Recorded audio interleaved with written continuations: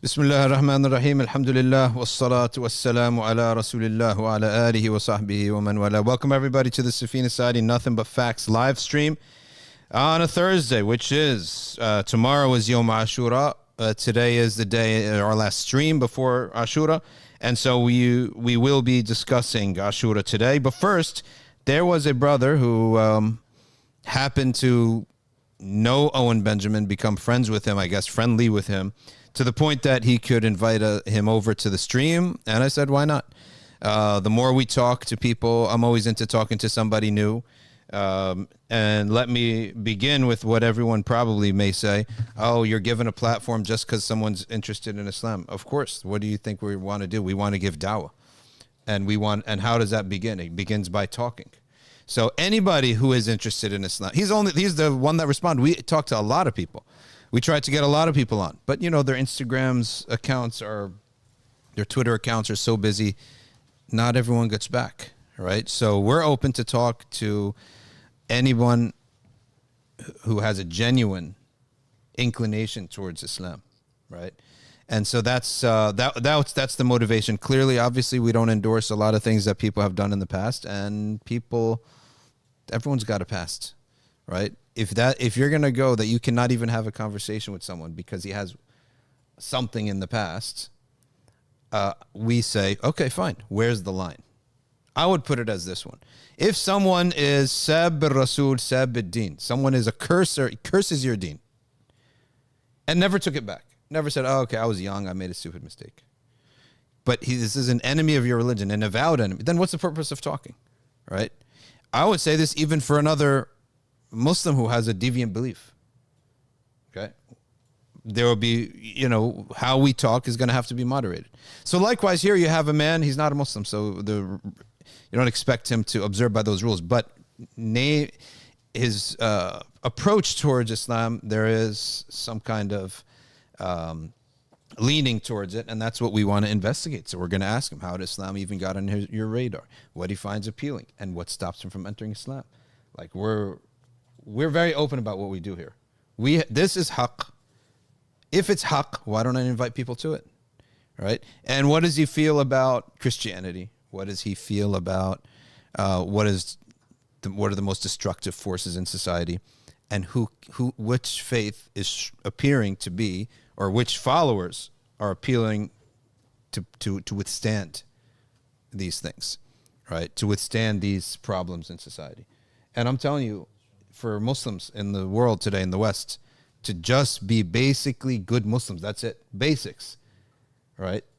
It's a massive, stark difference between where the rest of the country is going. Just the fact alcohol doesn't enter your home. You know how much that alters people's lives? People's entire upbringing is consumed because the dad comes back drunk and they don't know what's going to happen, right? Their entire upbringing, this is like on their mind. It destroys lives. It destroys upbringings. Just khamr. Just the fact people know and don't know who their parents are, right? You believe that I was talking to a convert and he was saying that in his family, there's a nephew. We really have doubts about him.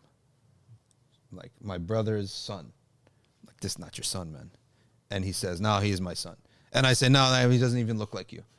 And he said, I could find the guy who it is, right? Because people know who's in the circle, right? It's that guy's son. That's a discussion. SubhanAllah. Something 99 times less than that would be a fitna in a Muslim marriage, a practicing Muslim household. 99 times less than that. That's khutuwat al-shaytan. We would never even come close to this. A practicing Muslim family. Why? It's not just you behave well when you're practicing Muslims. Allah protects you. If two people are on the deen of Allah subhanahu wa ta'ala, Allah subhanahu wa ta'ala will stop the fitna. Earlier, something would happen and boom, stops it way earlier. So I'm saying that for Muslims just to practice the fundamentals of their deen and have these results, people aren't stupid. And he's one of the people I don't think is stupid. He sees a big difference. He says, these Muslim people, say what you want about them, they're brown, they're from other countries, they make fun of, they don't got these problems. Something about their deen is a firewall. Just seems the shar just stops at a certain point, right? The evil just doesn't penetrate at a certain point. Okay, so that's the purpose of this, and that's what we're, what our intention is with this interview. There's another guy I want to interview. He already became Muslim, but I still want to get him on. What was his name? The Norwegian brother. Bobby's perspective. Yeah. And there was another brother who, we did this years ago, way before the live stream. What was his name? This guy was on CNN. His life blew up because he supported Palestine. Do you guys remember who that guy was? But he had an inclination towards Islam, but we didn't get so far because he's a complete type of perennialist view of things. Like, yeah, I'm Muslim, but there's a lot of other truths too. And he's very far on the left. That's why it didn't go so far with him. What was his name? Guy who was on CNN. And then he was pro-Palestine, got kicked off CNN. He's a professor at Temple. Oh. What was his name? I bought him to NBIC to have this type of discussion. Not Don Lemon. Not Don Lemon, no. Mark Lamont Hill. Yeah. I thought he's Muslim. He's a Muslim. Like he's Muslim, but a lot of his views are more on the left wing side of things than in Islam. And he is an devout. He tells you, I'm a Muslim. We had great relationship in the sense of, as brief as it was, he's really nice. He gets along. He's so I enjoy talking to him. But again, what is my purpose? It's dawah. I'm not going to just talk to someone because I need friends. I don't need any more friends. Alhamdulillah, right? I'm here to talk to people for the purpose of, as a self-appointed, I guess you could say, ambassador for Allah and His Messenger. All of us are, whether we like it or not. And Allah is commanding us to be His ambassadors. Go, tell people about the deen, talk to them. Okay. So I did talk to Mark Lamont Hill. We had some discussions, and we never really continued, right? But at least it's a bridge. He knows where I am. Some of the positions in Islam, he just couldn't take it. His whole career, all his friends, his whole life, he can't get close to someone like myself, especially what we say about Qawmi Lut and all that, right? He can't get too close. So if you're very cozy with the left side of things, there's a limit. I remember some things he said, well, what do you say about this? Right? I said, about Qawmi Lut. I said, this is what we say about it, right? And he just went silent because, if he says something like that, he's finished, axed. So I understand that. I'm sensitive to that. But that stops him. On the right side, I'll tell you what it is. It's Israel.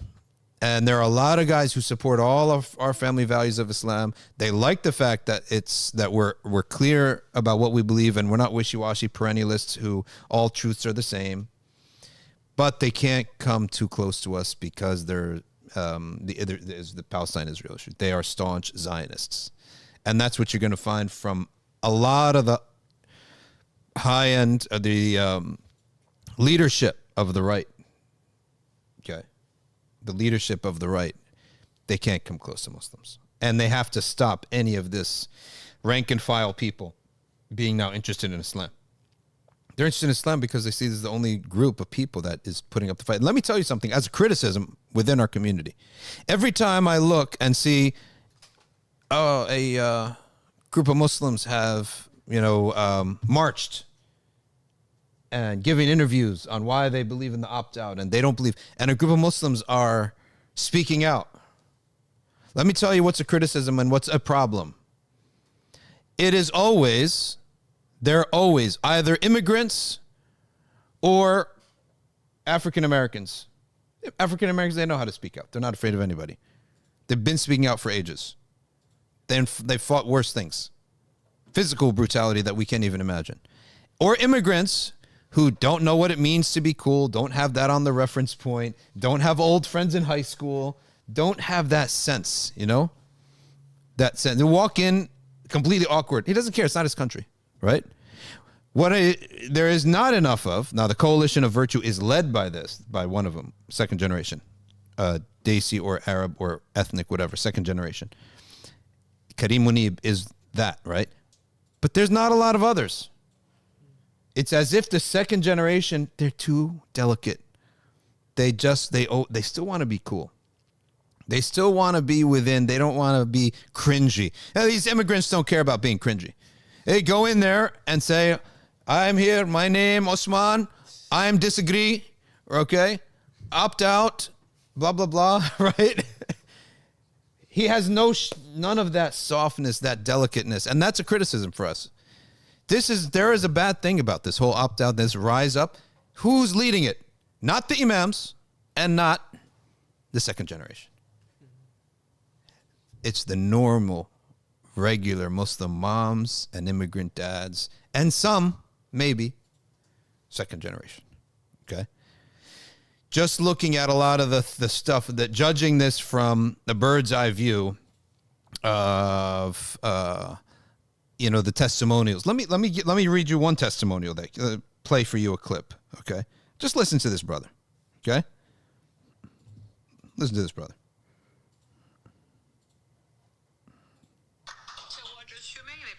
Good afternoon, everyone. My name is Theodore Shume. I'm testifying today as a U.S. citizen who lives on the county. He lives and on the county. Also Orthodox Christian parents. He's a Christian, in your right? recent communication targeting the protest against your decision to add LGBTQ books, you made it clear that it was not fair that someone identified the addition of pro-LGBTQ books in elementary school as an You get the point, right?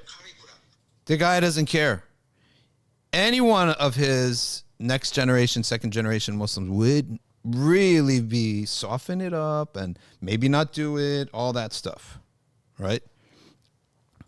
So that's where we stand, and that's a little criticism. How are we on this interview? Is it going on? Did our middleman get back to us? Yeah, he said he conveyed the message. Yeah. Okay. Learning Edub says Bobby got a digital attack apparently lately. What happened to him? Who attacked him?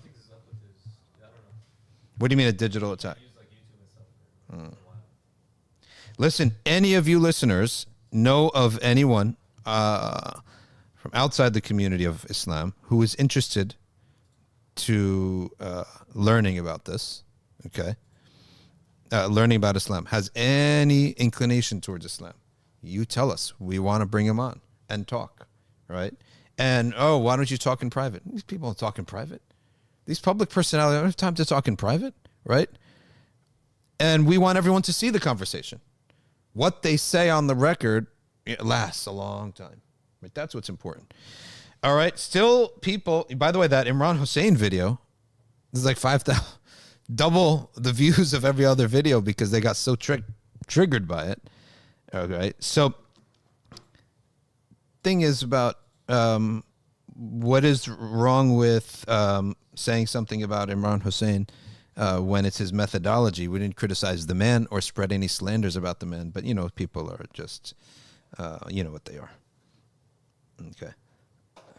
All right, let's take any Q&A now because we're probably not going to be taking many Q&A afterwards because we have to give a short, I wish we could have done more, but this interview came up at this time about Ashura, and we can, inshallah, continue talking about Ashura later, afterwards. Nothing stops us from continuing on Monday.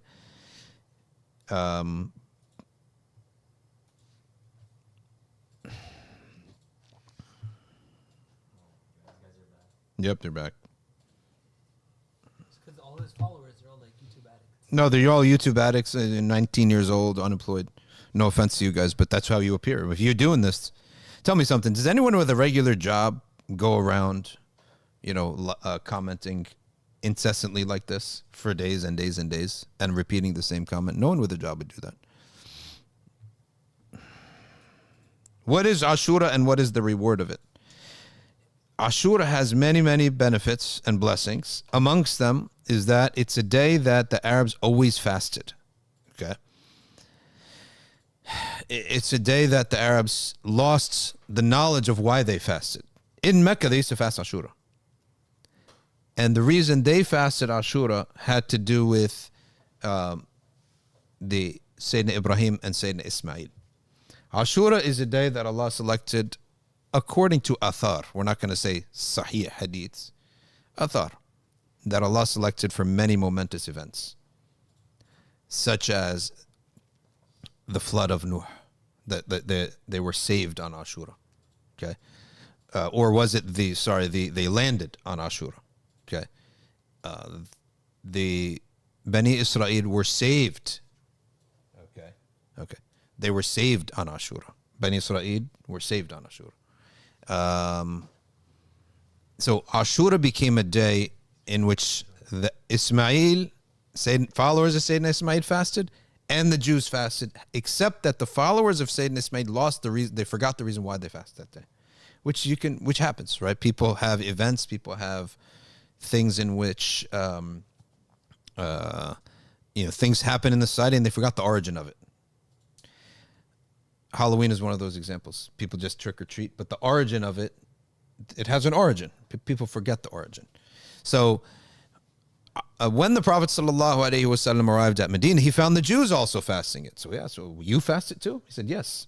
On this day, the Red Sea was split for us. We were saved from Pharaoh because of on this day. So we fast. So the Prophet ﷺ said that we are more worthy of fasting it. So we fast 2 days. So to fast Ashura is 1 day. You get the reward of Ashura, cleansing of sins. Okay. Habib Omar said it's like highlighting files in your computer, hit one button, delete. This is what we do with our sins, right? And some people, oh, that's too easy. What do you mean too easy? Why would you get involved in Allah's decision? If that's how Allah wants to treat our minors, now what does it not? It does not alter your debts. You offended somebody, okay? Certain things you still have to fix. The sin of the action can be deleted, okay? But the result of the action has to be addressed. Okay. Result of the action being, for example, you offended somebody. So, okay, the sinfulness of this behavior, fine. We can remove that, can delete that with ease. But the offense that you did to somebody, we have to address. All right, our guest is here. Let's do a mic check. Check 1, check 2. Nope. Hello. Maybe check your mic real quick. Someone's check 1, maybe check it's 2. All right. Thank you very much. All right, Owen Benjamin, thank you very much for coming on. I think a lot of our audience do know who you are, and but some of them don't. So while Omar, you adjust the cameras, so it's like he's a bit. Make us even in our size. How's All that? right, that's good. Perfect. Yeah, and sorry for being late. I thought it was 1:30 Pacific Standard Time. So Oh, no problem. No problem at all. No problem at all. So I want to tell everyone that Owen Benjamin is an outspoken former comedian, formerly in the world of entertainment, and lives in New York, upstate New York. So you're actually not that far. Idaho. Oh, now it's Idaho? Oh, Yeah. okay. I thought it was Oswego, New York. That's your hometown, though. That's where I'm from. That's how I was Okay. born. Okay. Yeah. So now you're, that's mountain time? No, Pacific Standard Time. Oh, Yeah. Idaho's in Pacific. Confusing. Oh, yeah, okay. yeah. Okay. You don't even remember where Idaho is on the map, to be honest with you. It's right It up there looks by. like Montana. If you actually look at the border of Montana and Idaho, Yeah. I swear to God, it looks like Joe Biden is smelling somebody. If you look at it, it's his exact side Profile? angle. Okay. Yeah, I swear, yeah. Well, now And I have to look and at I it. still do comedy. I just don't do it in the B system anymore. But we do.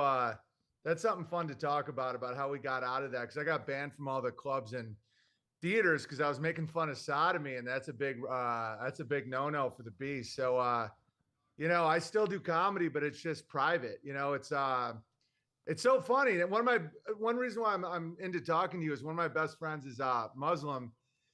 And he showed me, how things are controlled with usury and stuff like that. And so, like, to get around the debt, because that's how all these theaters and clubs are controlled, is they're all in debt. And so the whoever controls the what's it called, Reba, owns the theater. Yeah. So it's like, I really got to see behind the scenes a lot spiritually when it came to how things are controlled, because it made no sense. I was like, repped at CAA. I've been in Sandler movies. I've had, Comedy Central specials. I was Vince Vaughn's closing act. I was a lead of a sitcom for 3 years. Like, my pictures painted on the wall of the Hollywood Improv. Like, I wasn't some spring chicken. And to watch them shut me down, it wasn't because I was arrested or anything, or it wasn't because of a a morality issue is because I wouldn't go with the trans kid issue, or and I was openly making fun of sodomy, and it wasn't like I was being crazy about it. I was just doing this bit about how gross it is, because I had a gay friend that was like, "Oh, you like women? Gross." And I'm not gonna insult your audience with vulgarity here, but I started making fun of him about what he's into, you know? And so I didn't realize that that was one of the pillars of the peace system is you got to promote sodomy. And then to see how usury controls the whole matrix, I was like, wow, I didn't even know what the word usury was. And so, yeah, that's why I've been, you know, the spells around Islam for me broke with the 9/11 truther stuff, because that's such a key component. Like they want our freedom or whatever. And then to really see like how many things you guys are aware of morally that keep, you know, the gender roles and the usury and all that stuff. It's been really an amazing experience. So that's a little background on me. Okay, good. So the private equity firms that run that invest in media and comedy and Hollywood, there are only a few in number, right? Yeah, and six. so recently someone had put something out there that all of this is driven by only a handful of private equity firms. So you're the second one who's made that statement. So what are some of these private equity firms? Are they known in the public sphere? Well, if you just look at those pyramids, you can just, the higher up you go, the more you just see that they are just controlled by a small amount of people.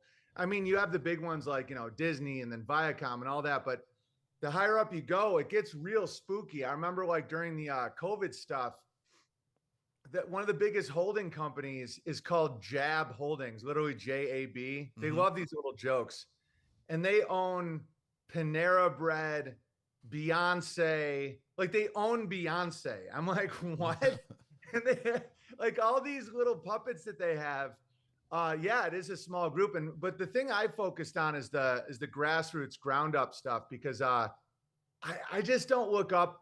I don't look at them as much as I used to. I just see them as like a den of vipers. And I just look more to like, I farm and I have 4 sons and I do my live streams. I try to build a replacement for everything that I see as bad. Like we have a totally clean social media called Bertaria Times, where we don't allow vulgarity. We don't even allow truther stuff. And I'm like a truther guy. And because I wanted to replace it with no debt, no outside forces, you know, and so that's what I focus on. I used to look at who's they, and I went down all those rabbit holes, and I got really mad at, you know, Zionism and all that stuff. And then I started being like, well, you know, they can't stop the sun from shining and the fruit from growing, and that's where I'm focused now. So you have this motivation now. What is your main driving force? Is it Christianity, or is it? Well, just I mean, inherent Christians. I've had a riff with a lot of quote unquote Christians, because I always consider not always, but for the last several years consider myself Christian, but I'm not into the Trinity, and you know, and I'm not even like mad about it. I just asked who's Jesus praying to, and that sparked this like horrible fight on the internet, and so it's one reason why I think I've some of my Muslim listeners relate to me, is because apparently in Islam, you know, Jesus was praying to God. And so, because my question was always, why would God pray to himself? And and I had no agenda around it either. I want to go to a church. Like, I'm not like this dogma shaking religious guy. Like, I'm not, you know, I like to not idol smash people's religion as much as possible. But at the same time, I'm like, well, you know, and then I made fun of Paul a bit. And because I'm like, so Paul was the last prophet then, because God came, or Jesus, who you claim as God, came to Paul. So therefore Paul, and then they're like, they just get really mad. A lot of Christians don't get mad. A lot of them are really great people, but the ones that, you know, seem to really want to hold that monopoly on only through us do you get to God. There was a real rift. And that's why I talked to like Eddie, you know, from the Dean Show and all these guys, because I related a lot to Islamic scholarship when it comes to that, you know? So what do you think is the biggest issue that you tweet a lot as if there's a matrix, a a destructive force in the country. Right? Yeah. Why don't you expand a little bit that? And the second question is, who or what is resisting it, in your view? That's a great question. Yeah. Well, I mean, I think, man, it's like every week I almost would have a different answer to that. That's an interesting question. I think the matrix is almost like a set of agreements in your own head, where it's like, that's why I like to, what they call spell break. They say, Owen Benjamin, the Bard King of Bertaria, breaker of spells, milker of goats, And that's another funny thing is I have a ton of goats now. And so, and people, well, we'll get into that another time. Anyway. I had a goat too, but it didn't end very well. What happened? You're not allowed to have them in the city, so they just took it away. I had to return it back to the farm. So yeah. Oh, nice. Yeah. I like that you had the audacity to get a goat in the city. That's cool. I like that. Well, we're in the middle of the city, where a place where people wouldn't complain about it, and we have a yard where we're at. But there was construction on the road, so a cop was walking back and forth, saw the goat, and then decided to call us in. So that's how our goat got taken away. But continue. Oh yeah, so I think the matrix is almost like in your head. It's like a set of agreements. Like, what do you think? Like, that's why I like to spell break a lot of these deceptions, like a lot of these media-based deceptions, because I think the matrix is anytime you're not having gratitude and you're just accepting, you're basing your actions on like a given, like in a logic proof, it's called a given, like x equals 4, y equals 3. Like your givens are off. And so you're in this like deranged matrix world. And I think that there are people that do create that to keep people in this hellscape, like ingratitude is a big problem. And I became friends with the artist formerly known as Kanye West, Ye. And his quote, and we had a long talk about this once, that he said, slavery is a choice. And that's what got people so mad at him, because the victim narrative that a lot of African Americans have is that they will always be this victimized class. And Ye said, slavery is a choice. And that, I related to St. Augustine when he talked about that too. Like you're only a slave to your vices. And so I think the matrix is, trying to keep you drunk and dumb and sterile and without family and alone and isolated and ungrateful and all that. That's how you make a man in a state of slavery to the world and not God, And so I think fighting against that, the number one thing, which I know you guys teach in Islam, which is really cool, because I tweeted about this and a lot of Muslims really pumped about it's just gratitude, like our family prays every meal just to be like, what are you thankful for? And when you're grateful to like mercy, the merciful God and the provider, you don't fall in the traps as much. Because I think ingratitude is pretty much the quickest, fastest highway to slavery by, the evil, the devil, the rebellion, the envious one, the shaitan, like it's there. And it's like, there is an abstract evil in this world that is envious and wants to be God and can't be God and wants you in his army. But like, he's always throwing his own soldiers in the fire. Like he hates anyone who loves him, It's really interesting. So when you talk about this in Idaho, I don't think there's much of a Muslim community, because I want to ask you, what do your comparison, your view of things, which you see how Muslims, do you get to see how Muslims live at all? Well, yeah, one of my best friends up here is Muslim, as I said. And I know people that are Muslim adjacent up here, but a lot of them are like Christians. It's like one of my Muslim friend was like, Jesus, peace be upon him, this is what he said to me. He goes, brought the word, it just got really corrupted by the churches. Mm-hmm. So really authentic Christians and authentic Muslims actually get along really well. And there's not this huge rift that people think there are. It's like, that if you really read what Jesus said and really think about it, it's not off the Islamic way of life, and that most of the lies are in the dogma. It's in like the like it's in like some of these what's it called, the Schofield Bible and all this, you know, like all these like manipulations. And so yeah, there isn't a mosque up here. Like my buddy goes to Spokane to a mosque there, but there is a way of life here that I find deeply spiritual and deeply connected to God, you know, because it's very agricultural, very homesteady, very family oriented, and that way of life gets along really well. I mean, there's a lot of like really more like herbalisty. I wouldn't call them pagan because they're not. I don't know how to describe it, but just kind of like really into, you know, herbs and nature and hunting and all that stuff. And they get along great with, you know, they'd get along great with Muslims because they're just all about the truth, you know? Well, let me tell you this. There was a guy who said he put up a picture of some degeneracy and a video of some really the stuff that you find on libs of TikTok, right? Yeah. He put that up. And he said, the future is either this or it's Christian nationalism, right? So my response to that was, I don't think that's the case because Christianity had 100% monopoly over the continent. There was the only religious message, and you had all the forces supporting it. Yet it led to this. So it's one thing. It is true that a practicing Muslim, practicing Christian are going to get along well, but when we're talking about a strategy, we're talking about the past. How did we get here? And this is one of the biggest points that Muslims bring forward is that we got here because of the flaws embedded in Christianity. Okay. Now, I know that you said earlier, I don't want to smash anyone's religion, so I'm not going to ask you to do that. But I'm telling you our perspective. The flaws the flaws within Christianity is what led to this, right?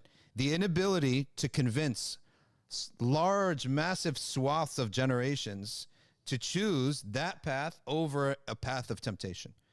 You should look back at the time of Elvis is a great comparison. Like he inflamed so many temptations and desires. That whole culture, right? Yeah. That whole generation had a choice to make, right? And you got to look at the big swath. So my response was, of course, the guy didn't respond back. I said, you guys had a whole 200 years, 300 years. We're here because that medicine didn't do the job. So my question to you is, you have a lot of tweets talking about Muslims, you know, being resistant to these things. That's what I want you to talk about. What drives you to make those tweets? You're making the same observations we made, right? Because I'm a truther. So it's like whatever the truth is, I'll talk about. But I will say this.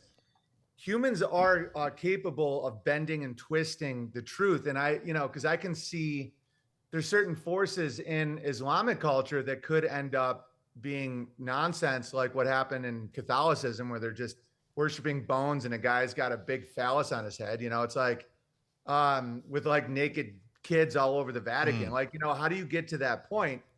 And so I think the advantage Islam has is there's only one Quran. Like I like to look at the fundamentals where it's like, because Christianity should work, but why does it keep getting twisted? Like why do they keep saying, but this is the phrase that really, I think, gets people in a bad spot. But what he really means is, and then you just start doing this Talmudic reformatting definitions of words, and anyone can do that. Like if you look at like the Andrew Tate right now, like he will throw out stuff that is very questionably Islamic, you know, and you're just like, is there forces at work in Islam? Because Islam is where you can start saying, well, you know, to be a good Muslim, you got to act like Andrew Tate and get a bunch of webcam girls in Romania. And, but, you know, and you're like, well, this is what happened to Christianity. Because if you look at Christianity in 1850, it looks a lot like they're following Sharia law. You know, you have women covering their heads, they're wearing long dresses.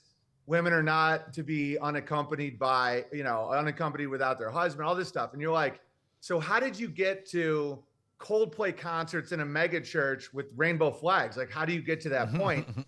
You know? And so I think the advantage Islam has that I really hope you guys hold on to is, you know, the Quran doesn't change and you guys all learn the same language. Like imagine if the Bible, you like learned it in Sanskrit and there was one version and you can't just keep manipulating it.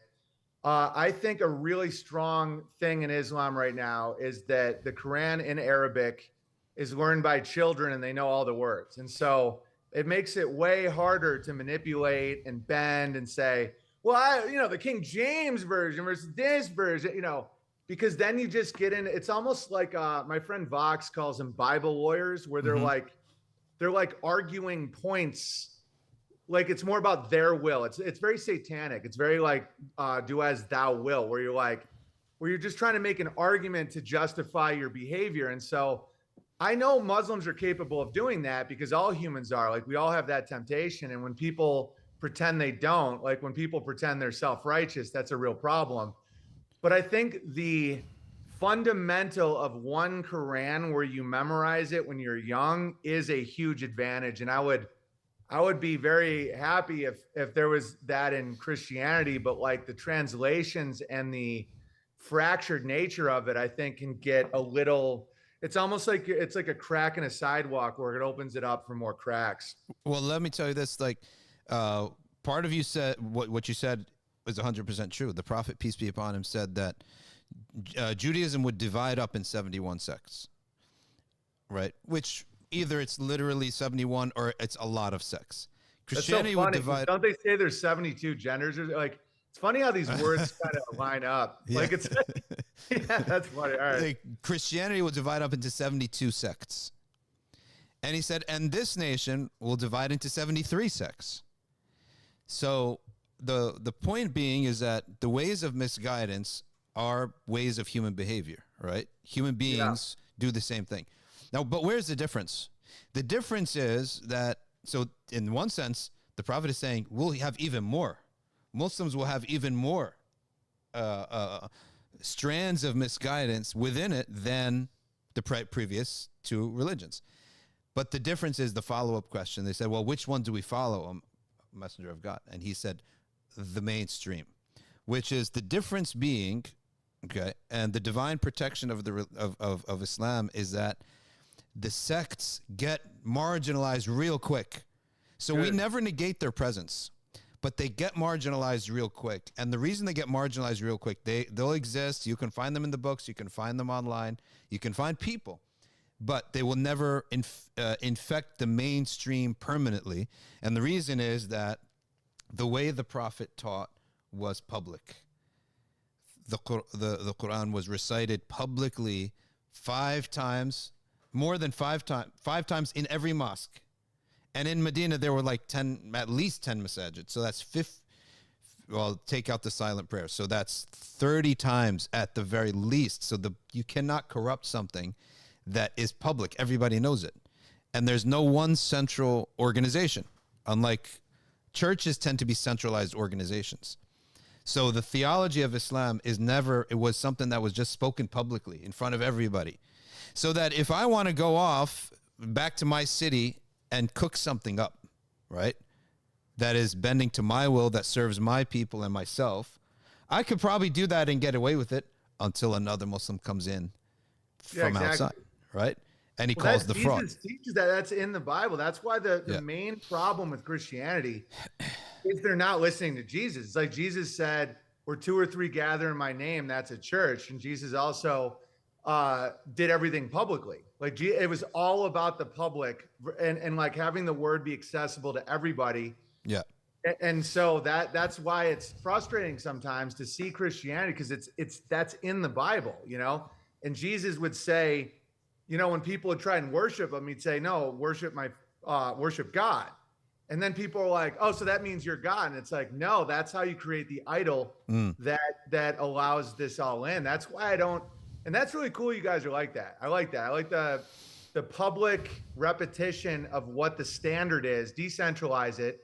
Because the Catholic Church is a nightmare. It's like that's centralized political control. And, that's kind of what happened with Israel. Like Israel and the Vatican are very similar with like, they made it a political entity, like the Vatican's a nation state. It's a country. Yeah. And the same thing happened with Israel. That's why I know a good amount of my Jewish friends aren't even into Israel, because they think it kind of undercuts their religion, because they're not supposed to have it until they get their Moshiach or whatever. Yeah. And so it's interesting stuff.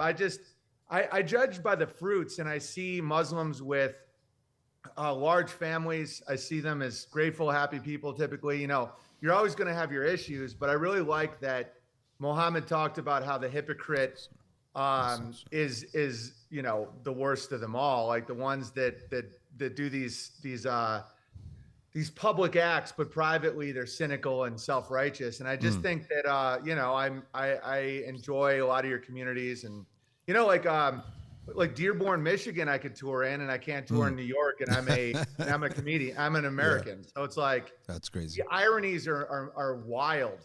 Like I could tour right now in Saudi Arabia easier than I could in San Francisco. That's crazy. And I like to point that out on Twitter because I like to show it in people's faces what their freedom actually got them. Like quote unquote freedom is slavery. What is the end times like in the version of Christianity that you look up to, that you take inspiration from? What do they have about the end times? Because this is the end times is an extremely important theme for Muslims for a certain reason, is that we're living so far removed from the time of the Prophet, peace be upon him. And one of the greatest drivers of Muslims' faith is reading the prophecies of the end times. And when Muslim reads that, it's as if the Prophet is living right amongst us.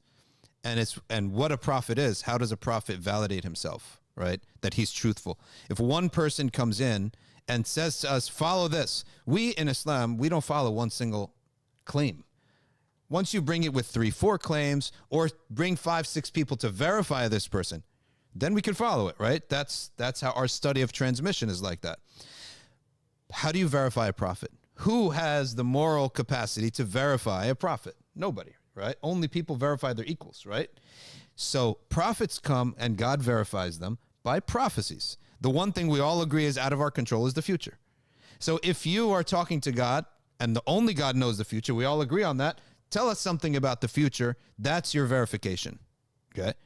So the prophecies of the prophet came, a lot of them early on for the companions and for the first generation.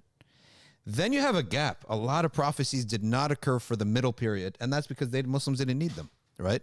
You had massive Muslim empires. They didn't need to be convinced of Islam. The world convinced them of Islam. The success of the nation of Muslims convinced them. But you come to the end time, and now you have Muslims scattered all over the place. And you have crisis after crisis. There's not one single Islamic country that you could say, wow, this is it. This is our beacon for the world, right?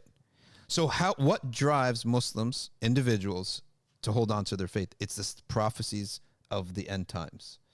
And you have little booklets of these prophecies. The manuscripts are still there. It's not something someone made up. The manuscripts have been there for centuries. Nobody knew what it really means. We know what it means. Like, we see it right in front of us. So here's the question is, what does that drive Christian communities too?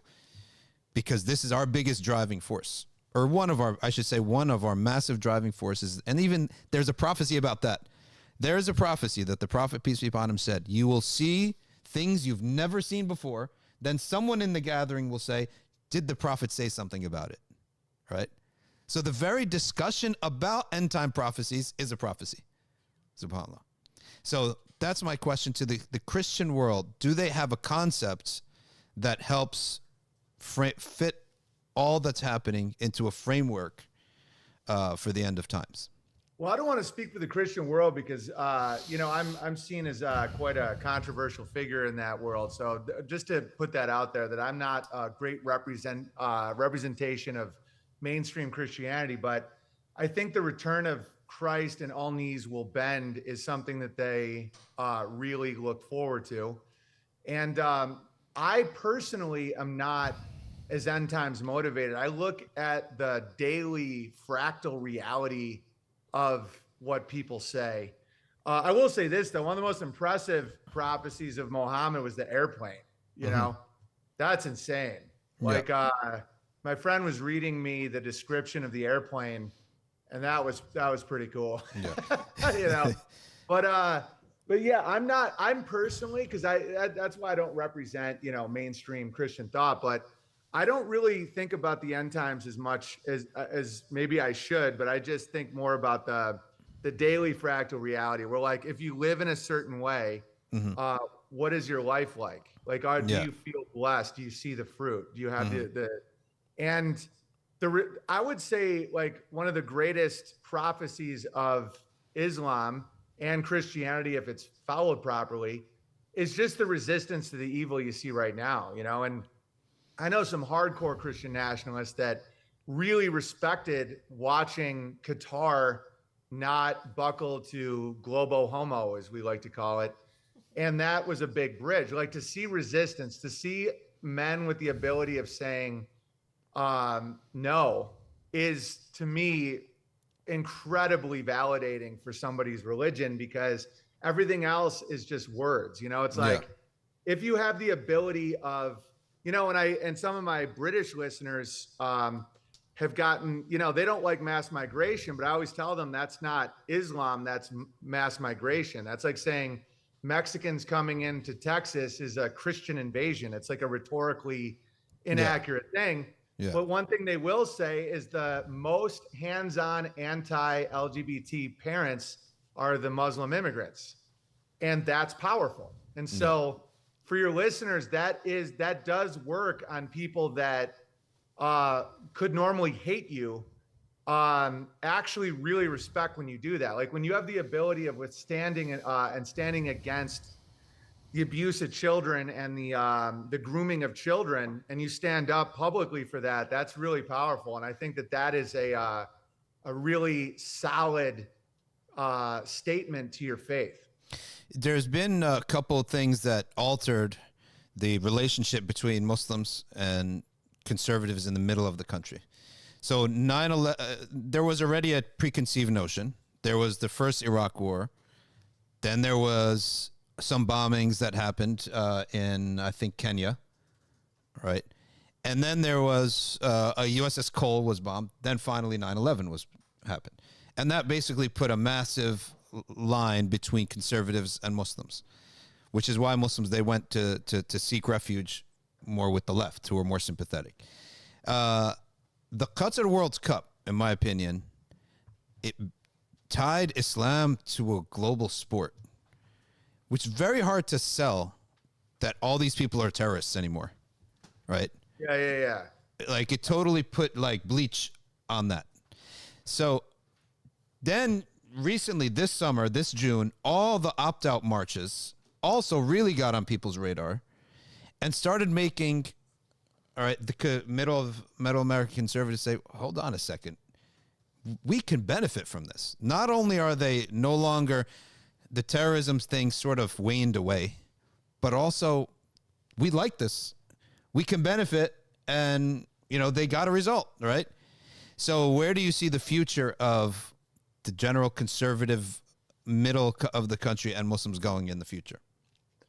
That's a good question. I think the truth around 9/11 and stuff like that has definitely helped middle America Islamic relations. I mean, I know some dudes that fought in those wars, and they're now extremely sympathetic to Islam, because they realized a lot of it had to do with poppies, and their weapons of mass destruction was gold-backed money, and, you know, but for a while we couldn't have even conceived of that. You know, this is the interesting thing about conservatives, quote unquote, is a lot of them, the resistance to Islam is because I think a lot of them want to keep their pornography and their metrosexual lifestyles. I think Islamic practice is the actual conservatism in America. And so, and you know, I know Christians that are like that too. I'm not going to discount Christians that do that. But if you look at mainstream conservatism, like, you know, like a Dave Rubin is a gay man, quote unquote, married to a man who adopted little boys. Like, that would be seen as so extreme on the left 15 years ago. Yeah. That I don't, you know, I just think that's a situation that's happening. And I think that the future belongs to those who have kids and who show up and who work hard. And I think that is, you know, the Islamically in America, they're having more kids. Same with a lot of the Mormons, you know, like whoever has kids and works hard and stays out of debt and stays away from sin will win, regardless of what people feel or want. You know, and I see that in the billionaire quote unquote elite class a lot is they end up with no kids or no grandkids. So their bloodline's dead. And, Yeah. you know, it was all for nothing. It was all sand. And that's why, you know, this obsession with money and status and stuff like that is really it's all for the birds. Yeah. It's something that's going to lure you. It's almost as if the blessing of wealth takes away from the blessing of kids. And you end up with the more impoverished nations within a couple decades. They're more populous than you. More populous nations have better economies, right? Exactly. You mentioned some extreme case of a conservative who was gay married guy, but in the conservative world, is pornography? Is there something clear in the Bible that talks about the sinfulness of something like pornography?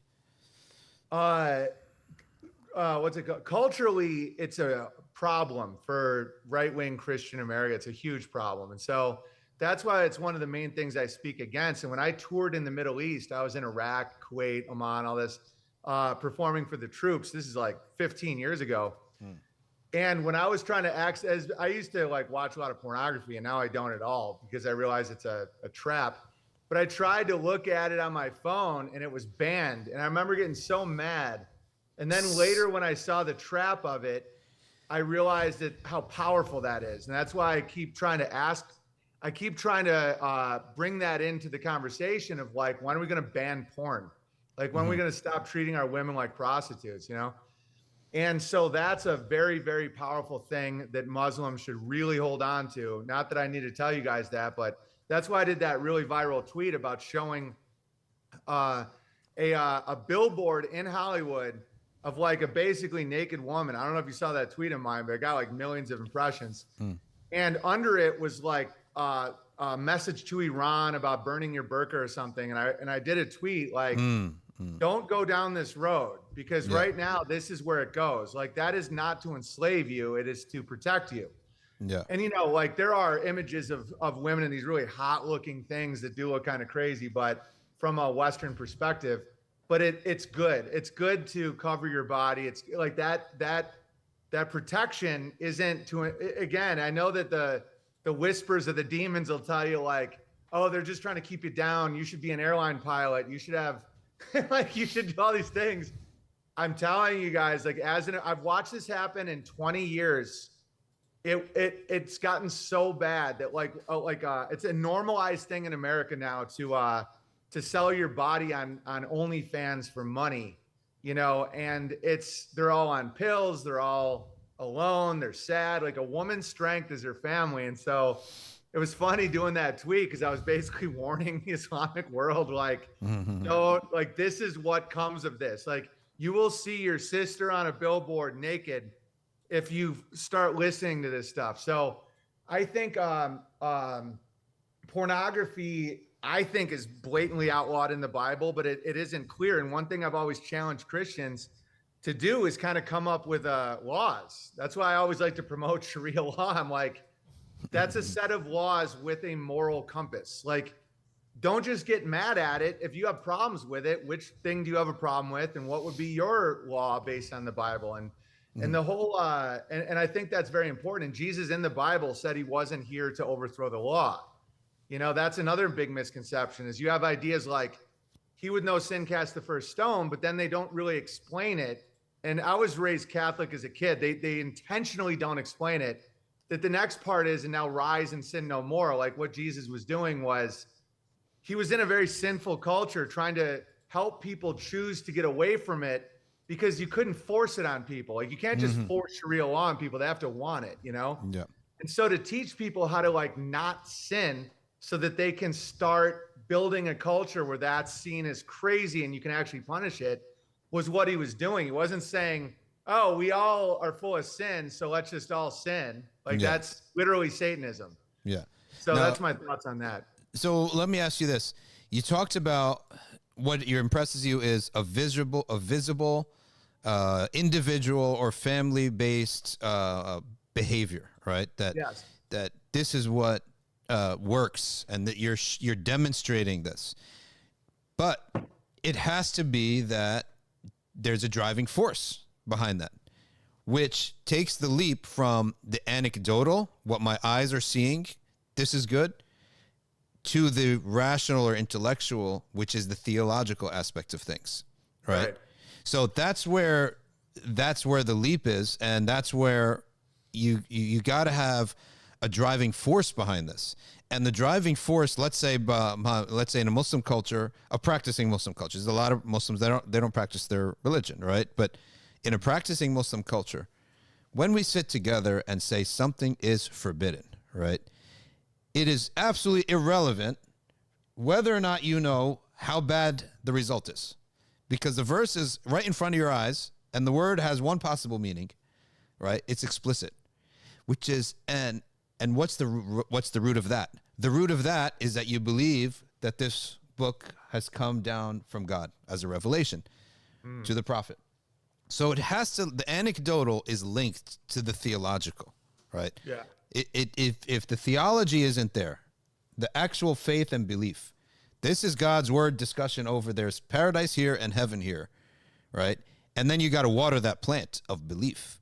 Now that plant of belief, you got a brain, you got to make sure that it settles with the mind that, yes, the prophet did speak the truth. It's not just a transmitted myth, right?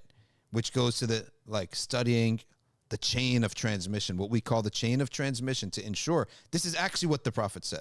No one messed with it. No one altered it. And this is why I believe in God and his prophet. So that's the theology that we find to be the most important root of all this, is that investigation, that theological investigation, right? Now, here's my question. The conservatives who tend to have a sympathetic view towards Muslims or a friendly view towards Muslims, right? They seem to really be impressed with the result, but very unwilling to study the theology, or they haven't made that connection yet. Like, Muslims do not get a result because they're smart, because they planned this. I remember, what's his name? PBA? What's the guy's name? Patrick Bet David. Yeah, him. He said, Muslims are really smart. They do this, this, and this. And I'm like, no. Muslims do not do any of these things. There was no boardroom where we made this plan. No planning is happening. It's just individual Muslims. They get the verse. They believe in it. They see the verse. They practice it. Multiply that by 1,000,000. Then you get the results. That's a really good point. Yeah. So that's the question is, like, the conservatives, they like the result, but there's not yet that introspection of the source of the result. So Yeah, it's that's kind of how like we're raised too. It's like I was raised, like my father was a professor, and I was raised in a very reason-based, pragmatic, utilitarian way. And I do have that way of thinking, and you're absolutely right. I was talking to a friend about that. It's probably a weakness of mine where I think, well, what are the results?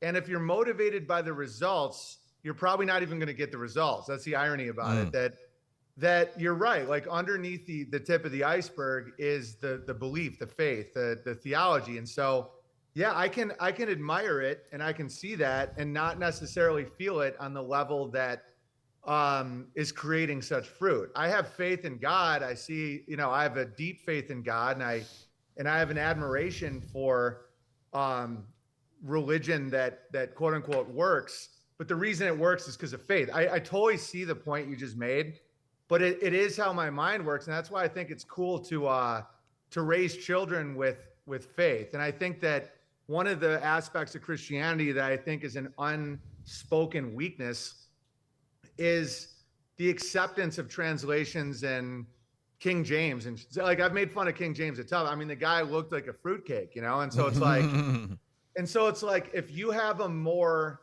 valid, I was a historian in college, and I really take history seriously, like primary source documents, secondary source documents.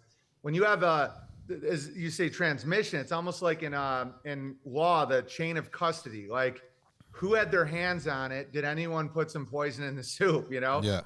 And so if you can get a good chain of custody that looks the most logical, it allows people to have more faith in it. Yeah. I don't have a ton of faith in documents because I wasn't raised with it. And it's like habits and culture that I do think is an issue in a lot of American culture and a lot of Western culture, because, there is a hubris and a self-righteousness to say, well, prove it to me, Yeah. And I realized that, like, I'm not God. I didn't create myself. So for me to say like, oh, I get to, like, you know, prove it to me. But that's how it's just weird. Culturally, it's how I was raised. I wasn't raised with, you know, being raised Catholic, you don't even have faith in the Bible at all. You're supposed to listen to a guy in a robe, you know, that with no kids, who definitely just picked that job because he sucks at life. Like that's, and you're like, and you got to eat a cracker with it's flat. Like all the practices, me and my brother used to just laugh. Like we never got super into it because it was like, this cracker is Jesus' body. We're like, nah, dude, we just saw you open the box of crackers. Like I know for a fact that isn't someone's body. Yeah. And so that's created this like lack of faith. And you know, like what you were just saying, like the results. I'm in nature all the time. Like I'm always home. I farm. I have no doubt. Like I really try to live a way that's the most nature-based way. Yeah. And it's almost like the vibration of a bee just makes a hive without intention. And they're like the most perfect shapes.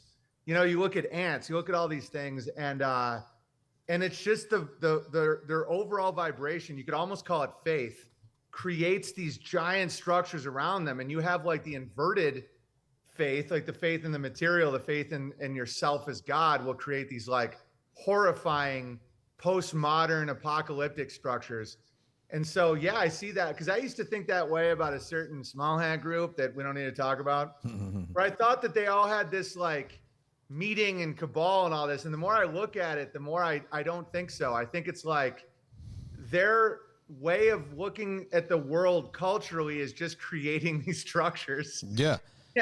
And it's the same with a lot of Muslims. Like it's like the way that the way their faith is oriented, the way their internal world is oriented, it just starts creating this, and it creates vast wealth, like, but the good wealth, you know, the good, like, non-usury based wealth, isn't bad. You know, like wealth, is only bad if it's replacing the wealth of like family, you know, but you can theoretically be incredibly rich and blessed, you know, it just can't be that parasitic upside down material wealth. It has to be like in service to community, you know what I mean? And God.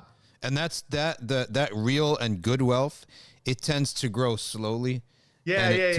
Right? Exactly. Without sacrificing anything and not leaving a body bags like emotionally behind you. Like you divorced your wife, your daughter hates you, all that type of stuff.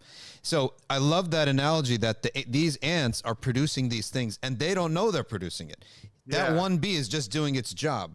There was no master plan to sit down and make this unbelievable honeycomb that you see. Every bee is just doing its job.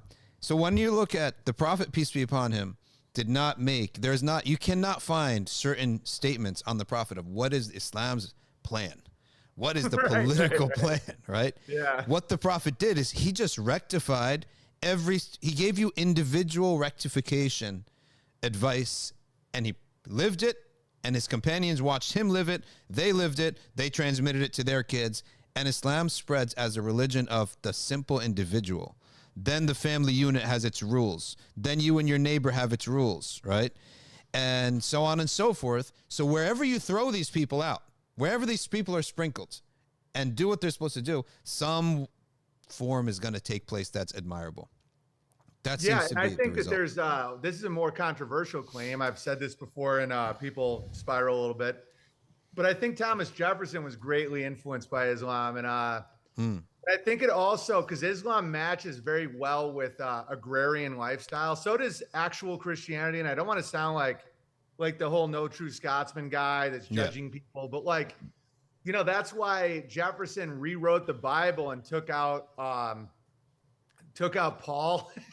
And took out, you know, because in Thomas Jefferson's temple room in Monticello is the Quran, you know, so it's pretty undeniable. I mean, he had issues with some Muslims in the Philippines and blah blah blah, but overall, he established like a lot of the United States, the Declaration of Independence is about the difference between public and private and all this stuff. It seems heavily influenced by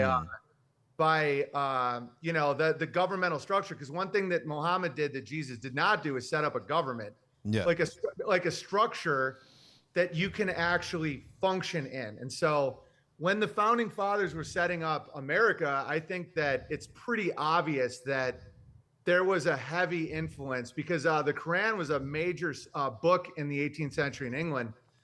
Because if you're trying to shape a government of wealth and of prosperity, it's like, even if you're doing it in a utilitarian way, I don't know if you had faith in Islam necessarily, but you have to look at that. Like, you have to look at how the Medina was reshaped and how that, you know, the Islamic Empire, it's not really taught in Rockefeller public schools in America, but it was so wealthy and so vast that if you don't analyze like how that functions and how the courts function and how, you know, like the rules of private versus public, which I think are great. That's one thing that drew me to Sharia law as a structure, is public versus private. Like, you have a right to bring your kids out in public and not see pornography. Like, what you do in your home is between you and God, but you can't bring this in public, because as a citizen, I have a right to raise my children in innocence. And so that's something I find awesome about Islam. And so it's like,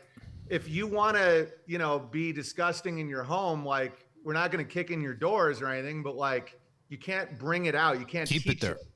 Right. Keep it It's there. all about, you're not allowed to teach it. Like, if you want to have Santa Claus come down your chimney and kiss in the mistletoe and all these like strange practices, that's fine, but you can't do it in public. And so America actually has that in a lot of ways. Or at least it started that way, and it's just slowly kind of eroded. But the whole thing is that public indecency is in our law codes, and it's just, that's why media is so important, and why the quote unquote ruling elite are so obsessed with harnessing media and consciousness, because a law is only a law if you believe in it. Like what you were just talking about with faith. And so if you look at it, like, sodomy was considered a mental illness in America when I was a kid. It's like so recent that this nosedive is happening. I think a lot of it has to do with the mind-blowing ability to shape consciousness on the internet, and why I was so banned I've never done a call to violence. I've never been arrested. I've never, you know, I have a great marriage. I'm like liked in my community. And so and then they'll put like complete murderous criminals on, you know, Applebee's commercials. I'm like, so what is it? And it's because they're threatened by the conscious awareness. And, you know, because I think we're born, another thing that separates me from mainstream Christianity is I don't believe in original sin. So it's like, and neither did my mom. Like, when I was baptized, she called it entrance into Christian community, because she said a baby is born without sin. And that's an Islamic practice. And so I think that we have a draw to go back to God, like to go back to the truth. And if that's what the Matrix is, this false reality that they put us in, where we're like, oh, it's good to be evil. Like, it's good to do these terrible things. But then when you're presented with another alternative, you like feel that you want to go back to it, you know? Yeah. And so that's why that's my thoughts on that. So I want to make a comment and hear your reaction to it, and then I want to ask you a question. So two more things. I don't want to hold you up too much. I know it's just the morning getting started there. But the first comment is that when we talked about how the Islamic Empire produced a great amount of wealth, and it had all these results, and if you're founding a country, it would behoove you to examine how previous nations kept it for so long. Yeah. One of the important things is that the Prophet, peace be upon him, when the Prophet comes down and teaches us, it's so important not just to have the lesson, but to see all the bad reactions and how does the Prophet handle this, right? So that when you go down the path of wealth, let's say, or nation building, you must eventually be prepared to go into the field of battle.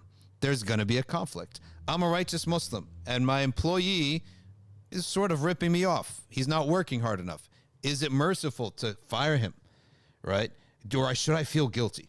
So in religious examples, this is why we believe that the Prophet Jesus, his message came to complete Moses' message, because Moses led people, right? Moses owned things. He had a marriage. He had children.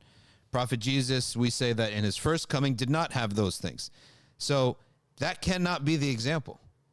If I'm an entrepreneur, I want to be a righteous, God-fearing multimillionaire, right? How do I do it? Jesus did not do that. His disciples didn't do that. All right. So we need a bigger example. So that originally Jesus was supposed to be in the context of all the Hebrew prophets. So I said, okay, David was a king. Solomon was the richest man on earth and was the most beloved to God simultaneously. So that's what the comment is that when you have an example, you can't just have a good example. You need to see the conflict. How does that prophet engage in conflict? So righteous conflict is something that exists. And that's where what you said, you have a priest who doesn't marry. Well, how do you know how to handle a conflict then? How do you know how to raise a kid then? How are you an example? And that's hearkening back to the first thing I said earlier, is that when the Christianity ran the country, right? But it didn't give an example to J.D. Rockefeller. He was really religious, right? But J.D. Rockefeller was a hardcore religious guy. But where was his example of a billionaire? Like, how does he relate to Jesus? How does he relate to the priests or the whatever leadership?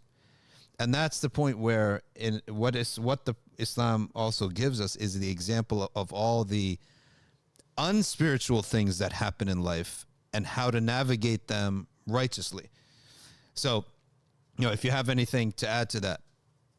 No, it's a really good point. I mean, how to navigate, like how to put it into practice, because that's what a lot of us are now facing. Because now it appears like there's this collapse situation happening. And I don't know if you've looked too into like what we do with Bertaria, where it's like we're trying to set up a decentralized trading ability and be able to do business with each other and keep it within our community and have families and all this stuff. Like we have our own social media, as I said earlier, and our own magazine to promote our culture and all this stuff, because I'm not looking to overthrow any government or overthrow anything or fight anybody, like honestly, but I am seeing that the future may be a rebuild.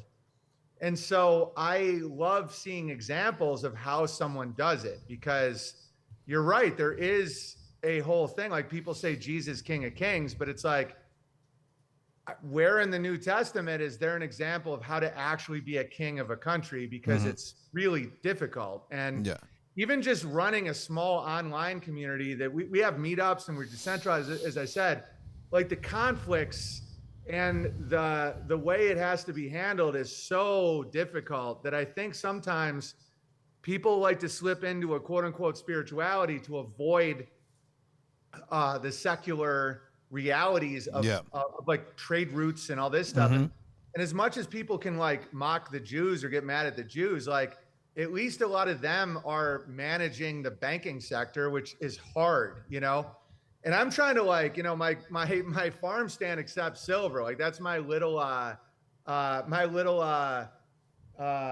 what's it called? Just the smallest thing I can possibly do to try and get around fiat currency. But it's very, very difficult. So, to see somebody start a functioning country is powerful.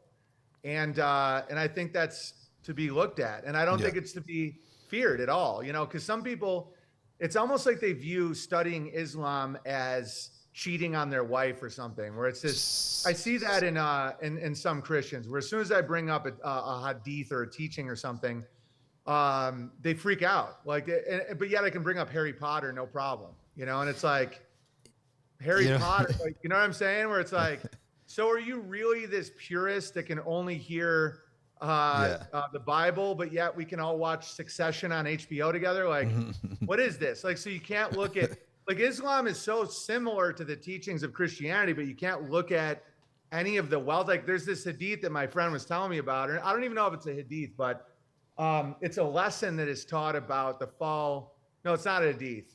I don't know, but it's the fall of Iraq, or it's the fall of the empire of Islam, when these like horse archers are coming in, and they were just slaughtering. Like one woman could slaughter like 50 guys in a house, and they were screaming like, "You have a gold plate. You have a gold plate. Why couldn't you get more warriors?" And so, to be taught the softness that comes from wealth. And to hammer that into your children, because right now, as you can see, like the Saudi royal family and a lot of the Middle East is becoming super rich. And I think what they're facing is that softness that can come from that.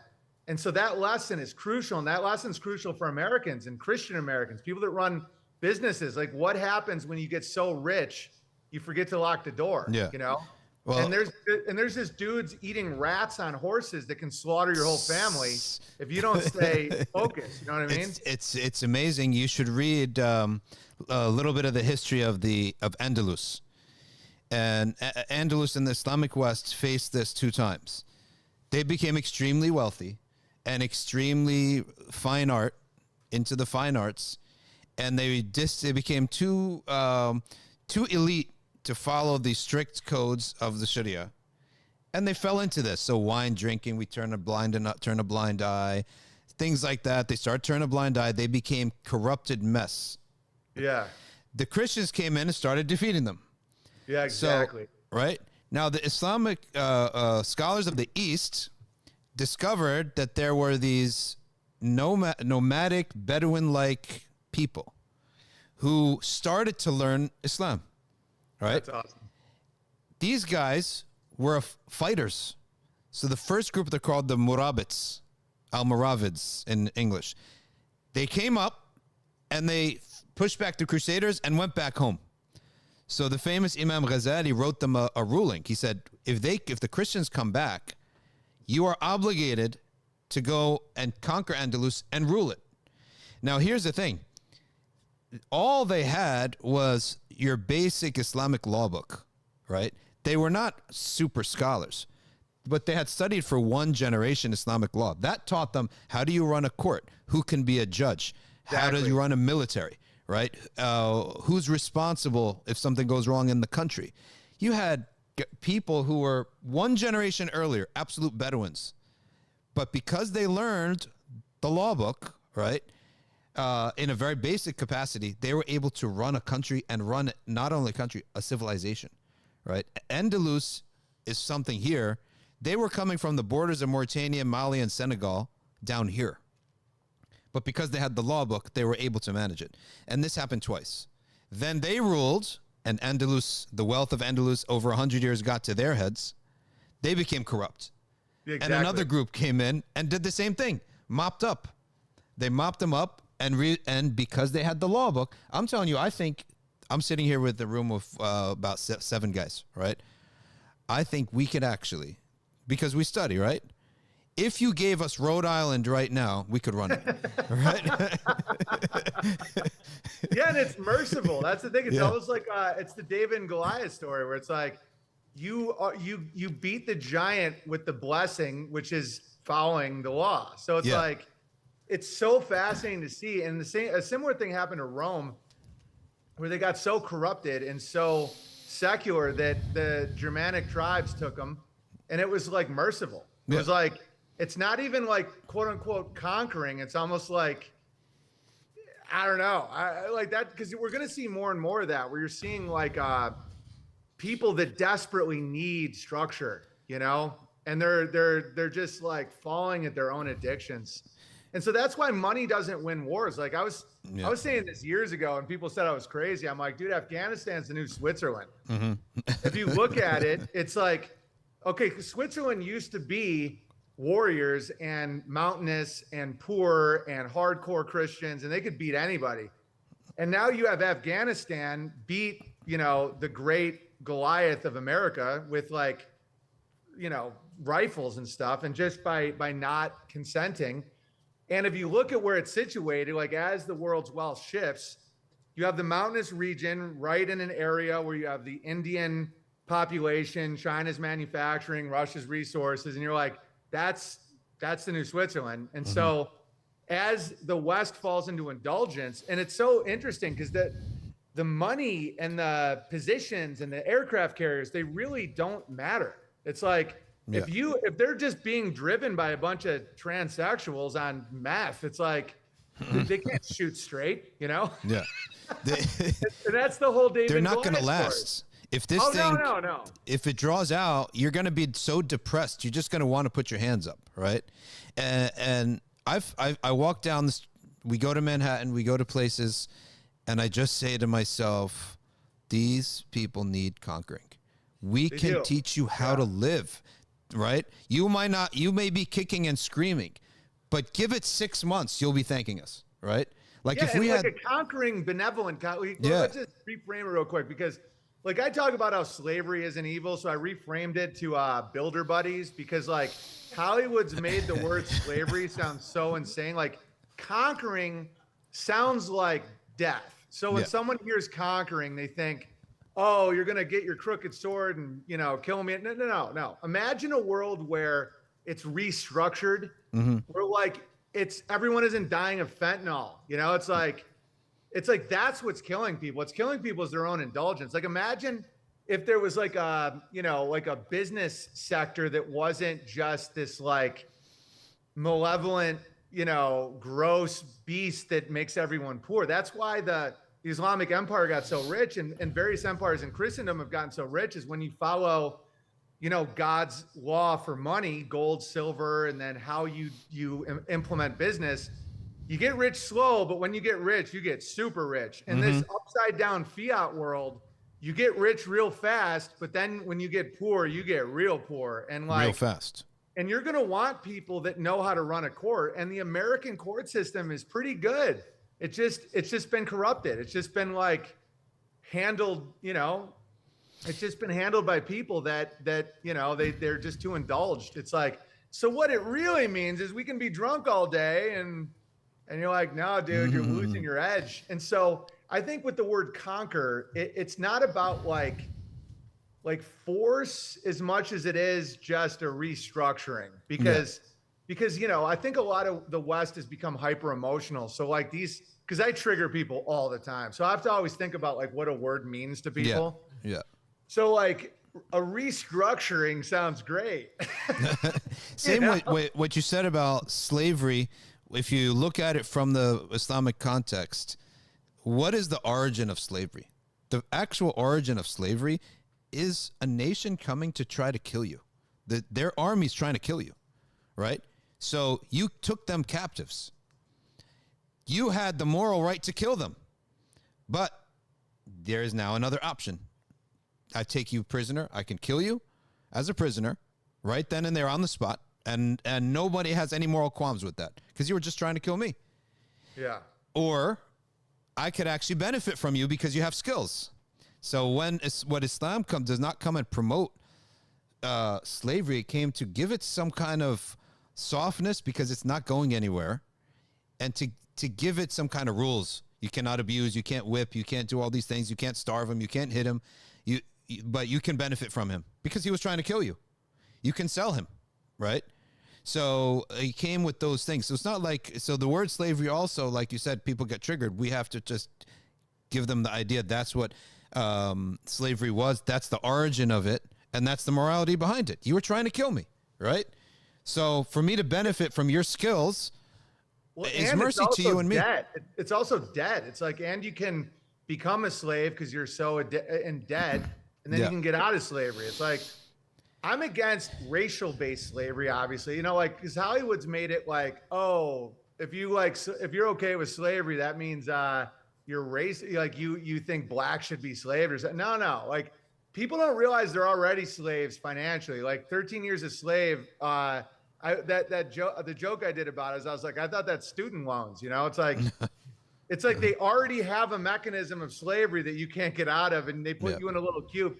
And so if you look at the Islamic slave codes and how like the slave is gets to eat the same quality of food as the master and stuff like that, it's actually a better system than the current system. And you're right. It's like when you're at war, you can either just execute everybody or, keep them alive, allow them to possibly get out of slavery, have a family. Can they follow your rules? If they can't follow your rules, then they might have to go. But, it's like, can they be reshaped? Because a lot of the citizenry in war is fairly innocent. So if you're shooting at someone, they have a right to shoot back at you.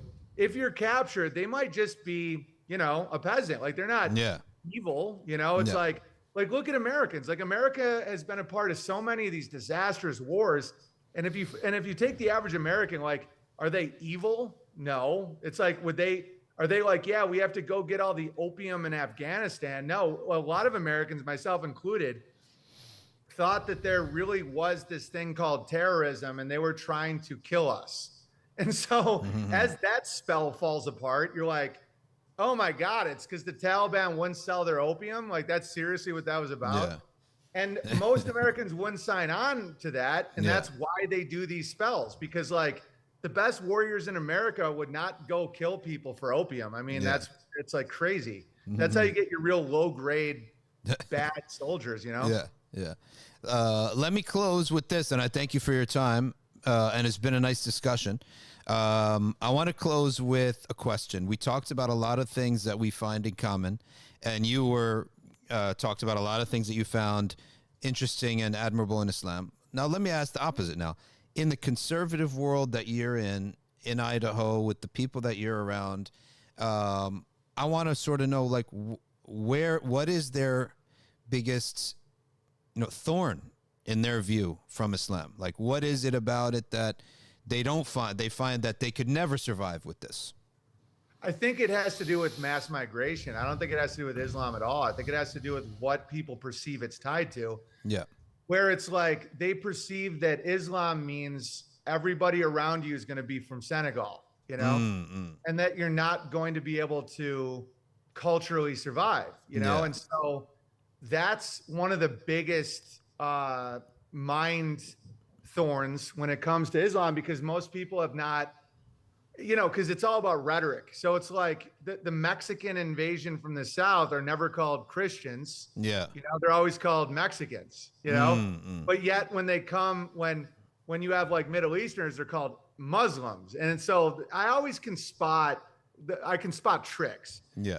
Because I know several like super white Caucasian Muslims, like it's not a race, And so that's probably one of the biggest things is people feel threatened that they will be overpopulated, and the irony is, I told people, I'm like, if you followed Islam, you would actually get a bigger population. Like that's the funniest irony ever, is if a white family was Islamic, they would have way more white kids. I'm like, the reason they're replacing you is because they have a bunch of kids because they're not like raging gay guys, And marriage for us, mainly marriage happens, I can't maybe speak for everybody, but in the main, marriage tends to happen locally. If you have a strong local population, I would say 7 out of 10 women will marry a local guy, right? If you have a big Muslim population, like why would you marry someone from another state? Like why would you marry, like what would that, how would that happen? It would only happen if your population is not that big. But once you hit a certain number, the vast majority of community members will marry from within a generous range of miles, because that's who the family knows. We already know their family. Why would I bring a stranger in our house when we have these people right here, right? So it's a very locally driven religion. It's you end up living a very strong local life. And that's where the power is. That's why you guys are gaining power, which is good. Because I'm just all about fair. Like I don't have a dog in a fight unless it's just whatever. That's why we like to say the good, the true, the beautiful. It's like whatever's fair and good and true, that's good. And that's why I was joking with somebody recently about race. I'm like, that's why it's called a race. Compete, have more kids. It's like. That's why I love when Muhammad Ali was like, I love Muhammad Ali when he was like, bluebirds like bluebirds. He's like, I like my black woman. I don't want no Chinese woman. and this kind of broken, cuckolded British guy was like, I find that to be full of despair. He's like, why? Because I don't want a woman like you. I want a woman that understands me. And I'm like, yeah, that's it. Like, why is... Like, that's the funniest thing is I am slightly racist, but I'm not a white supremacist. Like, I don't think whites are better than people. I just like that Japan exists and Afghanistan exists and like that the French like what they like. I like that. I like that people have their own thing and then the world's a more beautiful place. Yeah. And so I think that's the main thing against Islam in America is its association with feeling like you're being replaced.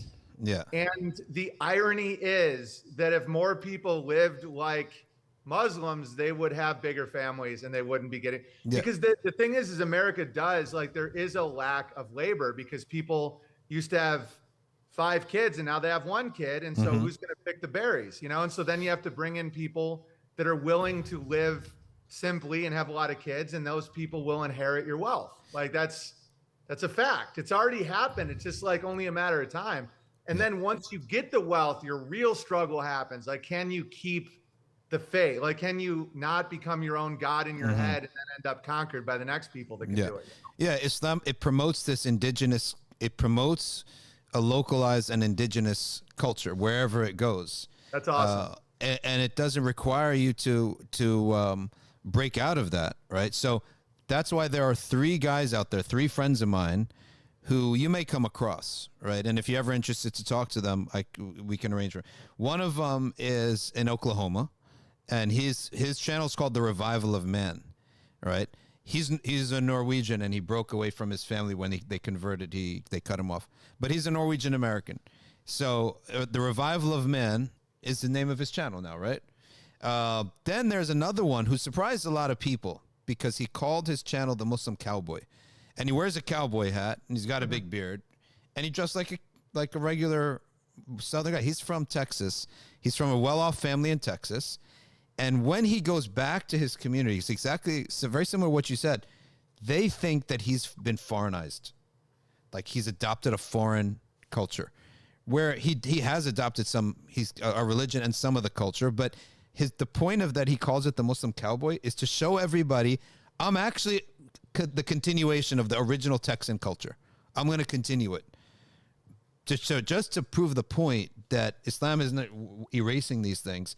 So we call this channel The Muslim Cowboy, and it's interesting what he has. And he's always arguing heavily with the Protestant guys, but that's the exact reason, is he's trying to prove that that's not erasing that. The other guy is Rob DeFore. I can't remember what his organization's called, but he's the opposite. He's Canadian. He's way up north. And he's also bringing this thing where I'm a Muslim, but I'm not erasing my Canadian heritage here, right? And he says, we talked a lot about what if we had a nation that where, like, we could have, or a conference or a meeting, we could have a conference of Latino Muslims. No one would have a problem, right? We're all Latino converts. No one would have a problem. If we said we have a black imams forum, imams who are African American, we're going to discuss our issues. So he then asked me, and he knows, right? He knows there's going to be a problem. He said, "What if I said a white convert conference?" Right? I said, "What would be wrong with that?" Right? What would be wrong with that? Because you have your own issues, right? That relates to your culture. The wrongness is the imagination of superiority, right? And exactly. Excluding people, making people feel left out. That's what the wrong is, right? So it was an interesting conversation. Do you have anything else that you'd like to bring to the table? No, I could talk about this all day because it's so interesting to me. Because it's like I got to go soon though, obviously. But that point you just made, like about how isn't one of the guarantees of Islam like your culture, like your family lineage, as long as you don't think you're better than other people? Yeah, and you're supposed to love the Prophet said he loved his tribe, or he loved his lineage. Yeah, right? Exactly. Like it's so ironic because so many Christian nationalists are like afraid to even talk that way, but they want it and blah, blah, blah. I'm like, dude, Islam literally guarantees that. Like, you have a right to your people. You just can't say that your blood means you can kill other blood, which I'm all about. Like, I don't want that. So it is super interesting when people call it a foreign religion. I mean, so is Christianity technically. The American religion would be Mormonism or Scientology or something like that. Like those are actually made in America. It's like, or NASA, Yeah. But anyway, man, thanks for having me. No, thank you. It's been a great chat. Anytime you want to come on and talk about Islam, we can talk. And if you want to ever meet some of these other guys that are in your neck of the woods, between in the central area in the more open lands of America. I can connect you with those guys. So thanks for coming on, and look forward to maybe talking again in the future. Absolutely, man. All right, peace. Thanks. Take care. All right, everyone. There you have it. How do you guys think it went? Good. We brought up. Yeah, the guy. He had a lot of good things to say. That's why I said, listen, I don't want this just to be, totally just agreeing, which is good to agree, right? But I genuinely want to know, what is it that they would have against Islam, right? And one thing I didn't mention that I think that a lot of guys who are living the way he does, I want to live in nature. I want to have, guidance in my life. I want my family to be together. They have that. We have something in Islam that those fathers would really like. I didn't want to go too long, but I wanted to say, listen, when you guys are living like this and your daughter says, hey, I'm leaving, right? I love this family, but I also love Hollywood. I'm going to Hollywood, right? What do you guys say? We have rules for this. We have mahram rules. We have marriage rules. We have something called al-wali, right?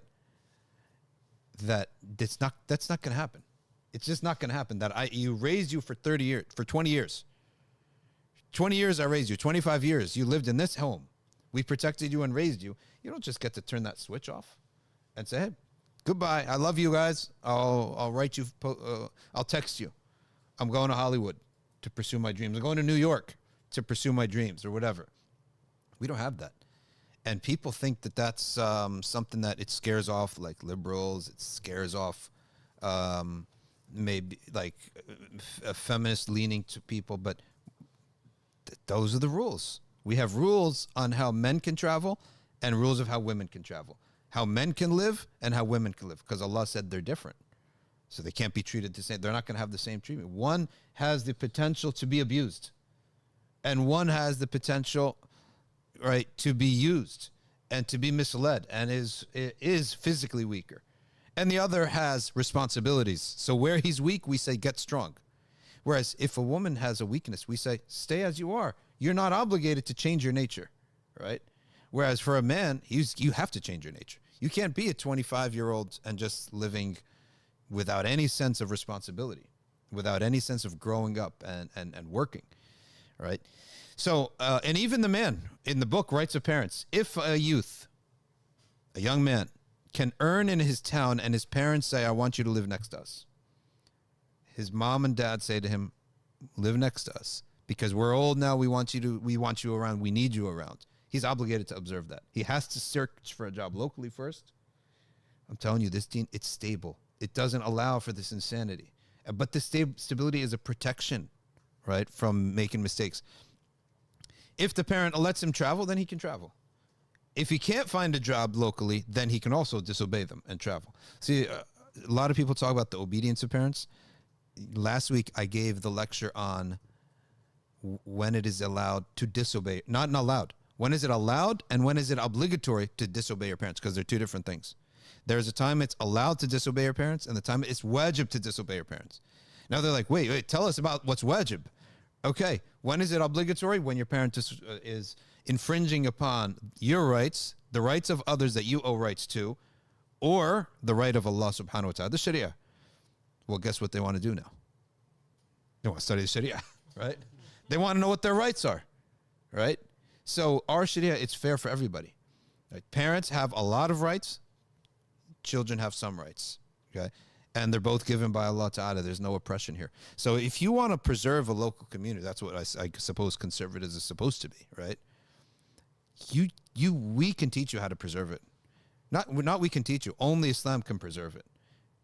Because it needs the buy-in from the hearts of everybody. And only Allah can guide those hearts. And it needs a crisp, clear-cut law. What can I do? What can I do? And what's different upon? We can discuss that, right? So, alhamdulillah, I hope that, the talk was beneficial and he seemed to be someone who was very close to nature. And, you never know what's happening. I think the best interaction with such people is to have many.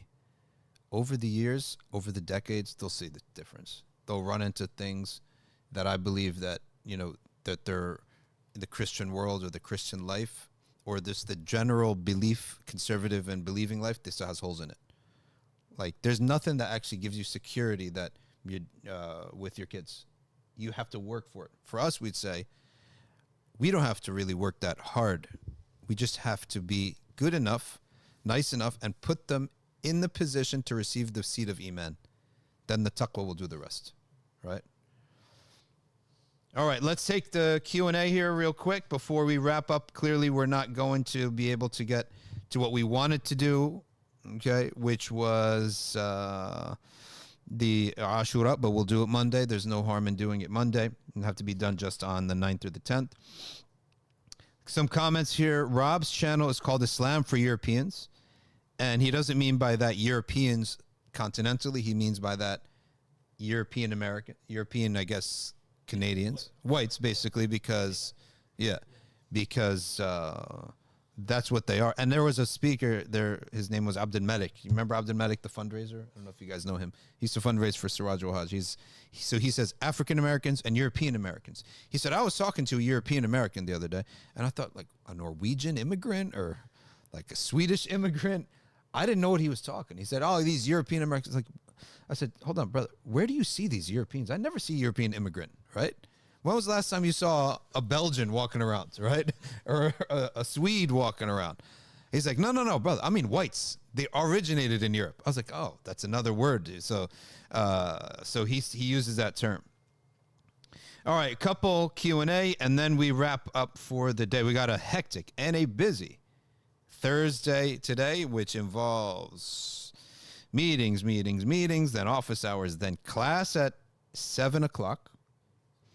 Then Maghrib, break fast for those fasting, with a light break of fast of some samosas. And then we got the Adhkar, or night of remembrance of the Prophet sallallahu alaihi wasallam. Here's a question. Learning Adab says, may a woman move out to live alone without a mahram?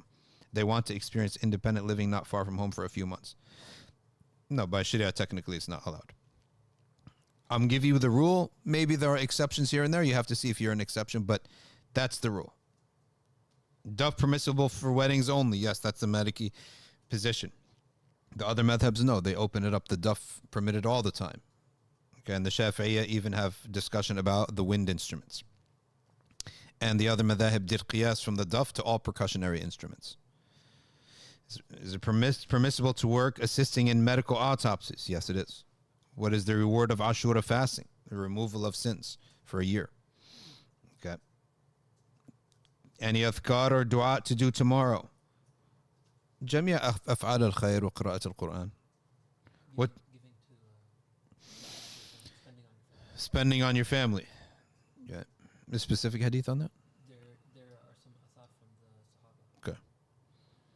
Can you show some dhikr gatherings sometimes from your mosque? We can, inshallah. Show some clips of that. What's the difference in meaning between salli and barik? Barik always has to do with increasing something, something that you already have, to bless it. Salah has the meaning that is greater than that. So there's barakah, there's rahmah, mercy. That means something bad will come, soften it or eliminate it. There's all of these gifts that Allah gives. As-salah is the combination of all of them. That's why it is the highest of all things.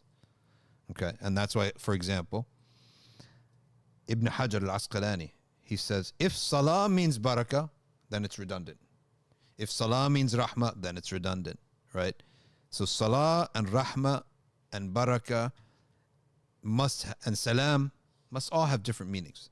Salam is known, avoid harm in the first place. Rahmah is known, hardship comes, soften it. Barakah is known, have khair, increase it. Karam is known, give you the khair in the first place. Salah, he said, is the combination of all these things. And that's why it is the greatest of all things. That's why the Prophet ﷺ is told in the Quran, Salli alayhim, means make dua for everything good for them. So, as-salah is from Allah to His Messenger sallallahu alaihi wasallam. All the khairat. Okay?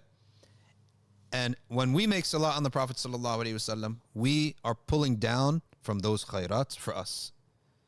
And the salam to the Prophet is the personal greeting. Okay, it's personal personal greeting, and that's the meaning of as-salah was salam. Okay, and salam also means avoidance of harm in the first place. Okay, so those are some of the different meanings. Is it better to fast both days, before and after? No, just one of the 2 days. But if you were to do both, it doesn't harm you. Okay. What if a woman is divorced? Still impermissible to live alone? It's when she lives with her wali and leaves without a reason. Right? And of course, life, we have these rules. Those are the rules. There can be exceptions to the rule. There can be a time where she can't live with her wali anymore. Firstly, the wali, maybe he cannot protect her, for example, maybe. Cannot even provide for her. Maybe she's the provider for the wali. No. It's always the Sharia's desire to have the woman with her mahram. But sometimes she can't. We're not unaware that there are unique situations, right? But we don't change the rule to bend to unique situations. This is the rule. You may have a different situation, right? And you may be sinful in what you're doing too. Just because we're friendly and nice with people doesn't mean don't admit you're also sinful, right? It happens all the time with my friends, right? So when I first came, he said, oh, but you can say Bismillah and eat at McDonald's and all these places. I say, no, it has to be slaughtered, right? People of the book, yes, if the person of the book slaughters. If I go to the Amish and the guy is right there wearing a cross, he's a people of the book, and he slaughters the cow. Okay, that's where I'll say Bismillah on it and eat it because you slaughtered it. Okay? So he said, so you're basically saying that I'm doing something haram? I said, yeah. You think I befriended you because you're a saint or you're a prophet?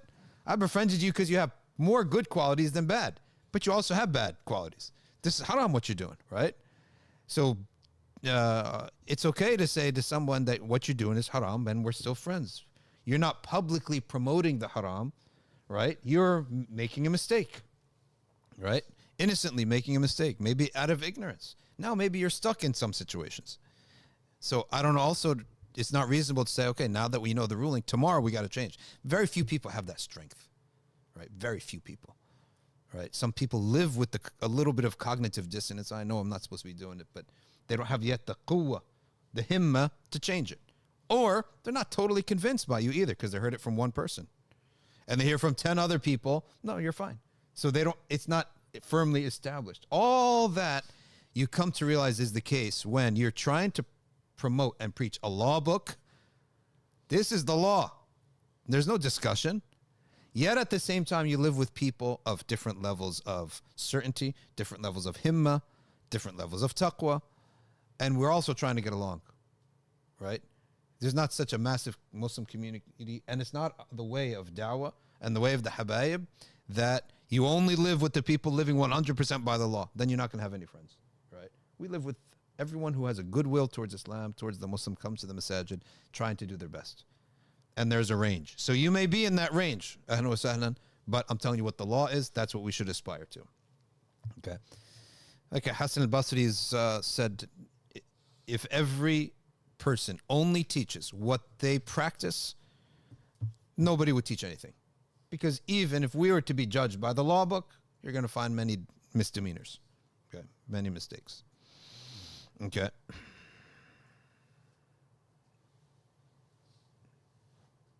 You know, his brother is talking about this shirt. You know what this shirt was? There's a weird American Pacific Coast thing where guys, they wear, it's like a thobe, but it's so skinny. And it's cut all the way to the top, right? So it's a weird garment, but the beach guys wear it. I don't know why they wear it, but they wear it, right? So I saw the top and I bought it. But then when the whole thing came, it's a very weird garment. Yeah, so I was like, what am I going to do with this? It's like a long, all the way down to the ground, but the sides are slit all the way up too. Like a Shalwar Kamis. So I said, what am I going to do with this thing? I just left it there for weeks. Then I thought, hold on a second. Why don't I just cut it? I just cut it across, right? And I'll have someone sew the edges later. But that's how mostly we need Shara'i shirts. It's like this is like a long tunic, skinny tunic, right?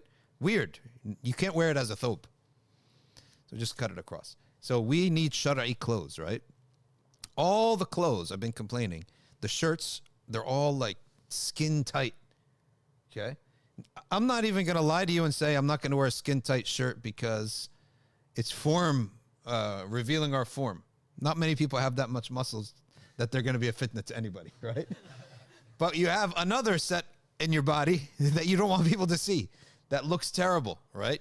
People, they have stomachs, right? They look terrible in these clothes, right? It's skin tight and he's got a stomach, right? I once saw a guy who was making fun of himself. He said, man, I need to lose weight. And his daughter tried to be nice to him. She said, Bubba, you're not fat. You just look pregnant. His daughter. Right? But some guys, you as a guy should not be wearing tight clothes. I could see if you are fit why you're tempted to wear tight clothes. Because you work so much. You want to show a little bit of it, right? But you're not that. You are someone who is unfit, okay? And yet still are wearing these tight clothes. So we need like more Shara'i clothes. So I now buy anything that is wide, and if it's like a kameez or something, then I cut it. Right? If it's like way down to way long, I cut it. I cut it a mid-length. That's neither like short nor is it too long. Right? And you could wear it however you want to wear it. Issue is like we have a lot of these brothers and sisters starting up like these clothing companies. Yeah. Like, you know, halal clothing, whatever. Mm-hmm. But then it's like the prices are insane. Yeah. Like, Yeah. they're It's, overcharging. retail is a So miserable it's like, business. I'll just go to H&M. Yeah. Like, I just go to any old store and I'll cut the clothes. Same thing with the pants. I'm not wearing cut up bottoms to be cool. I just cut the pants, right? Because you know that everyone's wearing ripped clothes these days, right? I just cut them, right? And if I get to somebody who knows how to sew, I'll get to somebody. But in the meantime, I'm just wearing it as is. But the other thing with the Desi thobes, right? So I went and I saw a friend wearing a perfect Shalwar Kamis. I said, oh, this is perfect for me. I'll guy and I'll cut it. But let me tell you what they do. It's like, I want to tell the world, does everything have to have some flowers here? Can we go minimalist? I'll save you the effort, right? Charge me the same price. But do we have to have 1,000 designs, right, on the thing? Can we just get a plain shirt? And that would be my garment. Like Junaid Jamshed? Yeah, Junaid. Right here, yeah. No flowers. Oh, good. So we have a Junaid Jamshed there. That's what I need. I need to go get a whole bunch of those shirts, okay? And I don't care about the size now, right? The bigger the better, because I'm going to cut, right? And none of these little thingies. Plus, we're in the West. We don't wear that. In the East, they love that. Right. All right, ladies and gentlemen, we have to stop here. Jazakumullahu khairan. Subhanak Allahumma wa bihamdik. Nashhadu an la ilaha illa anta. نستغفرك ونتوب إليك والعصر إن الإنسان لفي خسر إلا الذين آمنوا وعملوا الصالحات وتواصوا بالحق وتواصوا بالصبر. Let's close with dua Al-Noor. Okay, what is the dua for having a lot of success? The brothers asking, اذكروا الله كثيرا لعلكم تفلحون. Allah says in the Quran, very simple. اذكروا الله كثيرا لعلكم تفلحون. You want to have a general success, words of success, much remembrance. It's not any specific dhikr, it's muchness of the dhikr. You must اذكروا الله كثيرا لعلكم تفلحون. What do you want? Give you the shart, jawab al-shart. بسم الله الرحمن الرحيم. اللهم اجعلني نورا في قلبي ونورا في قبري ونورا في سمعي ونورا في بصري ونورا في شعري ونورا في بشري ونورا في لحمي ونورا في دمي ونورا في عظامي ونورا في عصبي ونورا من بين يدي ونورا من خلفي ونورا عن يميني ونورا عن شمالي ونورا من فوقي ونورا من تحتي. اللهم زدني نورا وأعطني نورا واجعل لي نورا. وصلى الله على سيدنا محمد وعلى آله وصحبه وسلم. سبحان ربك رب العزة عما يصفون وسلام على المرسلين والحمد لله رب العالمين.